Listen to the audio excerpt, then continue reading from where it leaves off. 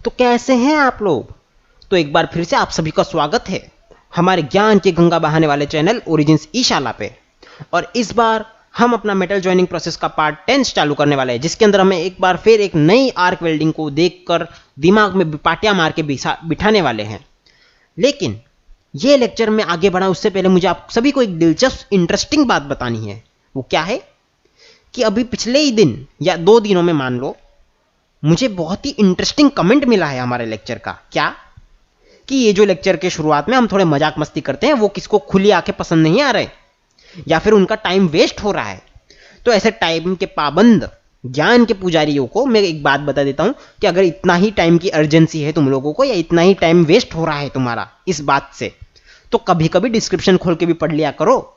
वहां पे मैंने टाइम स्टैंप दिया है, यानी कि एग्जैक्ट टाइम कि इस टाइम पर से ये टॉपिक स्टार्ट हो रहा है। तो अगर तुम्हें एग्जाम के लिए जल्दी है या कुछ ज्यादा ही उतावले हो कोई टॉपिक पढ़ने के लिए, तो उस टाइम स्टैम्प पे जंप करके तुम वो टॉपिक डायरेक्टली स्टार्ट कर सकते हो। और रही बात ये स्टार्टिंग के मजे की, तो ये तो हमारी लाइफ है, इसके बिना हम जी नहीं सकते। तो चलिए आज का हमारा टॉपिक स्टार्ट करते हैं। आज का टॉपिक है भैया हमारा flux shielded metal arc welding, जिसे SMAW या MMAW भी बोलते हैं और फिर normally shielded metal arc welding भी कहते हैं। तो ये जो शील्डेड मेटल आर्क वेल्डिंग है, ये मैन्युअली की जाती है और बहुत ही कॉमन आर्क वेल्डिंग प्रोसेस है जो इंडस्ट्री में आपको देखने मिलती है। इसके अलावा इसे मैनुअल मेटल आर्क वेल्डिंग भी कहा जाता है, जिसे हम MMAW से बताते हैं, और इसे स्टिक वेल्डिंग भी कहा जाता है। स्टिक कहां से घुसे बीच में? तो ये स्टिक और कुछ नहीं है, ये सिर्फ आपके इलेक्ट्रोड जो है बहुत ही छोटे छोटे स्टिक के स्वरूप में आते हैं, इसलिए इसे स्टिक वेल्डिंग भी कहा जाता है। और यहां पर आपकी जो हीट जनरेट हो रही है आर्क से जनरेट हो रही है, क्योंकि आर्क वेल्डिंग है ऑब्वियसली। लेकिन आर्क बन किसके बीच में रही है? आर्क बन रही है इलेक्ट्रोड और वर्क पीस के बीच में। और यहां पर क्योंकि हेडिंग में मैंने लिखा है फ्लक्स शील्डेड, तो खास करके दिमाग में बात बिठा लेना कि यहां पर जो आपका इलेक्ट्रोड होगा वो फ्लक्स कोटिंग वाला होना चाहिए। और ये वेल्डिंग आप AC ट्रांसफॉर्मर और DC जनरेटर या रेक्टिफायर से भी कर सकते हो। इसका मतलब AC सप्लाई DC सप्लाई दोनों चलती है। लेकिन एक बात ध्यान रखना कि इलेक्ट्रोड जो है वो कोटेड वाला ही होना चाहिए, और यहां पे आपका इलेक्ट्रोड कंज्यूम होगा, पूरा 100% कंज्यूम होगा। और इसके अलावा रही बात वोल्टेज और एम्पियर की, तो आपकी मशीन का 70 से लेकर 100 वोल्ट तक का OCV होना चाहिए और 600 एम्पियर तक का करंट होना चाहिए। फिर आपकी वेल्डिंग पे डिपेंड करता है कितना एम्पियर सेट करना है आपको। और इस टाइप का कुछ आपको जनरल सेटअप देखने मिलता है कि एक वेल्डिंग मशीन है, उसमें पॉजिटिव टर्मिनल से इलेक्ट्रोड को जोड़ दिया, इलेक्ट्रोड होल्डर को, और वर्क क्लैंप को नेगेटिव से टर्मिनल से ग्राउंड कर दिया। और एक बात ध्यान रखना, जब भी आपका कंज्यूमेबल इलेक्ट्रोड आएगा तब डेफिनेटली आपको पॉजिटिव साइड में ही इलेक्ट्रोड होल्डर को कनेक्ट करना है। क्यों? क्योंकि जब भी आप किसी चीज को पॉजिटिव चार्ज देते हैं और उसे एक सर्किट में जोड़ते हैं, तब वो चीज आयोनाइज होना चालू कर देती है और डिसइंटीग्रेट हो सकती है। और यहां पर हमें इलेक्ट्रोड को फिल करने के लिए, उसे गैप में फिल करने के लिए वहां से इलेक्ट्रोड को छुट्टा करना है, अलग करना है, इसलिए उसे डिसइंटीग्रेट करना पड़ेगा। इसीलिए इलेक्ट्रोड जब भी कंज्यूमेबल वाले हो तब उसे पॉजिटिव ही चार्ज देना है। यह बात दिमाग में याद रखनी है आपको। लो, अभी टॉपिक किए लगभग 3 मिनट भी नहीं हुए और ये महाशय आ गए सवाल करने के लिए। देखते क्या इंटेलिजेंट सवाल है। इंटेलिजेंट तो होता नहीं, कभी बात में ही इंटेलिजेंट देख लेते हैं। सर मैं एलविन बोल रहा हूँ। सर ये जो OCV है इसका क्या मतलब है? सर आपने पहले भी 2-3 लेक्चर में लिखा है कि OCV इतना होना चाहिए, तो ये OCV का मतलब क्या है सर? वो समझा दो ना, बहुत कंफ्यूजन हो रहा है। क्या है OCV? कोई है? अरे कोई हो तो मुझे चिमटी काट के जगाओ, मैं सपना तो नहीं देख रहा। इतने टाइम बाद इसने तो सच में कुछ इंटेलिजेंट सवाल पूछ लिया। मुझे विश्वास नहीं हो रहा, मुझे यही लग रहा है मैं सपना देख रहा हूं। क्या आपको भी ये सवाल आया कि ये OCV हम जो पिछले 2 या 3 लेक्चर से देख रहे हैं, OCV क्या है? क्या OCV ये? तो चलिए उस पर थोड़ा नजर रखते हैं। हालांकि मुझे पता है कुछ स्कॉलर स्टूडेंट्स हो गई, ऐसे महान लोग जिनको ऑलरेडी पता होगा कि OCV क्या है, लेकिन फिर भी चलो अपनी तरफ से मैं बता देता हूं कि OCV क्या होता है। तो सबसे पहला OCV का फुल फॉर्म होता है ओपन सर्किट वोल्टेज।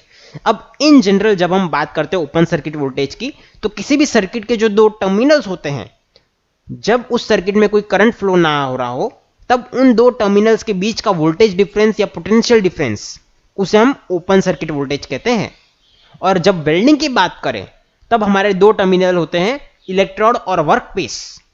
तो इलेक्ट्रोड और वर्कपीस के बीच में जब वेल्डिंग नहीं कर रहे हो तब जो वोल्टेज डिफरेंस होता है वो वेल्डिंग के लिए ओसीवी होता है। और इस केस में हमारे पास 70 से 100 वोल्ट का ओसीवी वेल्डिंग मशीन में होना चाहिए। ये क्या लगता है, एक सवाल और बाकी रह गया, फिर से फोन करा इतनी सी देर में, देखते हैं क्या सवाल बाकी रह गया इसका। सर ओसीवी तो समझ आ गया, लेकिन ये प्रोसेस के अंदर आपने शील्डेड मेटल आर्क वेल्डिंग लिखा है, तो मेटल समझ में आ गया कि इलेक्ट्रोड हमारा मेटल का होगा, आर्क समझ आ गया कि आर्क होगा, लेकिन इसमें शील्ड कहाँ आई सर? तो शील्ड किस बात का है इसके नाम में, वो समझा दो ना सर।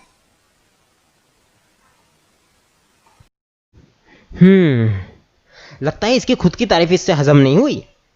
अभी मैंने तारीफ की कि अच्छा सवाल पूछा, फिर पूछ लिया ना फालतू सवाल, इज्जत उतारने जैसा।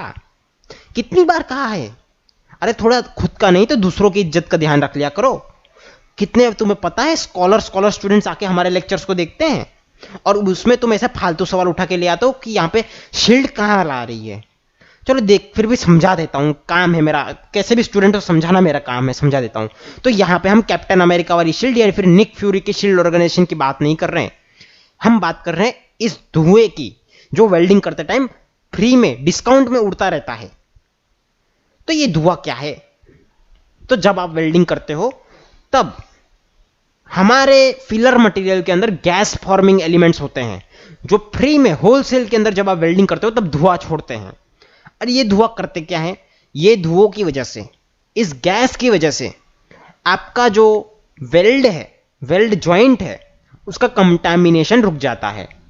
इसलिए ये कोई भी सेटअप हो शील्डेड मेटल आर्क वेल्डिंग का, उसके अंदर मैंने खास करके कहा था कि कोटेड इलेक्ट्रोड या फिर फ्लक्स कोटेड इलेक्ट्रोड ही यूज होंगे, क्योंकि यहां पर जो फ्लक्स है इसके अंदर भर भर के हमने बाल्टी भर भर के गैस फॉर्मिंग एलिमेंट्स डाले हैं। तो जब ये फ्लक्स की कोटिंग पिघलती है तब एक गैसियस शील्ड बनती है, और ये फ्लक्स कोटिंग पिघलने के बाद एक स्लैग की लेयर भी बना देती है ताकि वेल्डिंग करते टाइम वो गैस शील्ड आपके एटमॉस्फेरिक कंटामिनेशन से रोके, और वेल्डिंग ठंडी जब हो रही हो तब वो स्लैग उसका कंटामिनेशन या रिएक्शन ऑक्सीजन और नाइट्रोजन के साथ, हाइड्रोजन के साथ रोके। और रही बात इस टेम्परेचर में, इस प्रोसेस में आर्क के टेम्परेचर और हीट को कंट्रोल करने के लिए, तो वो हम इजीली हमारे करंट को अप डाउन करके कर सकते हैं, क्योंकि 0 से लेकर 600 एम्पियर तक हमारे पास रेंज है जिसमें हम इजीली एम्पियरेज को कम ज्यादा कर सकते हैं। और उस हिसाब से जितना करंट आपका ज्यादा होगा उतना आपका टेम्परेचर ज्यादा मिलेगा। इसके अलावा आपको और भी ज्यादा इंटेंस हीट चाहिए तो आपकी जो आर्क की लेंथ है, यानी वर्कपीस और इलेक्ट्रोड का डिस्टेंस है, उस डिस्टेंस को आप और कम कर सकते हो। तो जितना कम गैप और जितना ज्यादा करंट होगा उतना ज्यादा हीट आप जनरेट कर सकते हो। अब ये प्रोसेस के टाइम होता क्या है? पहला तो फ्लक्स कोटिंग आपकी पिघलती है और गैस बना देती है, और ये फ्लक्स कोटिंग के बीच का जो हमारा फिलर मेटल या इलेक्ट्रोड है वो ड्रॉप बाय ड्रॉप, यानी जब हमने पॉजिटिव चार्ज दे दिया है इस बंदे को तो अब ये डिसइंटीग्रेट होने वाला है। तो डिसइंटीग्रेट होके ये ड्रॉप बाय ड्रॉप ग्लोब्यूल्स के फॉर्म में आर्क के जरिए मेटल के जॉइंट के बीचों बीच उस गैप में पहुंच जाएगा और उसे फिल कर देगा और वहां पे डिपॉजिट हो जाएगा। और जैसे ही आपकी आर्क एस्टैब्लिश हो जाएगी, उसकी लेंथ आप एडजस्ट कर लोगे, आपको उसका जो इंक्लिनेशन है वर्टिकल के साथ वो 20 डिग्री रखना है ताकि आपको वेल्डिंग करने में इजी हो सके। और जब आपको ये वेल्डिंग करने की पेनिट्रेशन डेप्थ है वो इंक्रीज करनी हो तो वर्टिकल के साथ का जो एंगल है आपका, आप उसे रिड्यूस करो तो आपकी डेप्थ इंक्रीज हो जाएगी। यानी तुम हमारा एंगल दो, हम तुम्हें डेप्थ देंगे, ऐसे ही कुछ। यानी इन शॉर्ट आपका जो वर्टिकल के साथ एंगल है उसको कम कर दो तो आपको पेनिट्रेशन डेप्थ ज्यादा मिलेगी। अब मेरे ख्याल से इसके अंदर ज्यादा कुछ है नहीं समझने जैसा। सिर्फ क्या करना है, इलेक्ट्रोड को पॉजिटिव, वर्कपीस को नेगेटिव, करंट चालू करो, इलेक्ट्रोड का फ्लक्स पिघलेगा, गैसियस शील्ड बनाएगा, स्लैग बनाएगा, फिलर मेटल पिघलेगा, वेल्ड के जॉइंट में जाएगा, डिपॉजिट हो जाएगा, ठंडा हो जाएगा, काम पूरा। और बाद में ये जो फ्लक्स की कोटिंग है इसे रिमूव करना है चिपिंग करके। तो अब बात करते हैं हम इसके एडवांटेजेस की, जो कई बार आपको 3-4 मार्क्स के लिए भी पूछ लेते हैं कि एडवांटेज डिसएडवांटेज बताओ एसएमएडब्ल्यू के प्रोसेस के। तो सबसे पहला, कि इसको आप किसी भी पोजीशन में कैरी कर सकते हो। कैरी यानी ले जाना नहीं, यानी इस प्रोसेस को आप किसी भी पोजीशन में कर सकते हो, flat position, vertical position, horizontal position, overhead position, जिसमें तुम चाहो। और इसके अंदर जो वेल्डिंग की क्वालिटी मिलती है, आहा, टॉप क्लास, बेस्ट क्वालिटी मिलती है। और सबसे सिंपलेस्ट फॉर्म है आर्क वेल्डिंग का, सबसे इजी फॉर्म है। और इसके इसकी क्या बोलते हैं, इजी होने की वजह से और हर पोजीशन में यूज करने की वजह से इसके बहुत सारे मतलब बहुत सारे एप्लीकेशंस है और एक बहुत ही wide variety of electrodes available है इसको करने के लिए, यानी इलेक्ट्रोड्स में भी आपको बहुत अच्छी रेंज मिल जाती है। इसके अलावा कई सारे मेटल और उसके एलॉयज को इस प्रोसेस से SMAW या MMAW से आप वेल्डिंग कर सकते हो। इसमें कोई ज्यादा लिमिटेशंस नहीं आती। बहुत सारे मेटल्स, उनके एलॉयज इस प्रोसेस के साथ सुटेबली आप वेल्डिंग कर सकते हो। और सिर्फ वेल्डिंग ही क्यों, आप इससे हार्ड फेसिंग और मेटल रेजिस्टेंस इंक्रीज कर सकते हो। हार्ड फेसिंग एक हीट ट्रीटमेंट प्रोसेस है जिसके लिए आपको हाई टेम्परेचर हीट की जरूरत पड़ती है, जो इस प्रोसेस से आपको मिल जाती है। और आप मेटल की रेजिस्टेंस, उसकी हार्डनेस इंक्रीज कर सकते हो। और कुछ जॉइंट जो दूसरे ऑटोमेटिक वेल्डिंग प्रोसेस से, यानी आजकल इंडस्ट्री में ऑटोमेशन बहुत आ रहा है, तो ऑटोमेटिक वेल्डिंग भी बहुत चलती रहती है, लेकिन नोजल्स हो गए, प्रेशर वेसल हो गए, इनके अंदर ऑटोमेटिक वेल्डिंग से वेल्ड करना बहुत ही मुश्किल होता है, क्योंकि इनकी पोजीशन बदलती रहती है।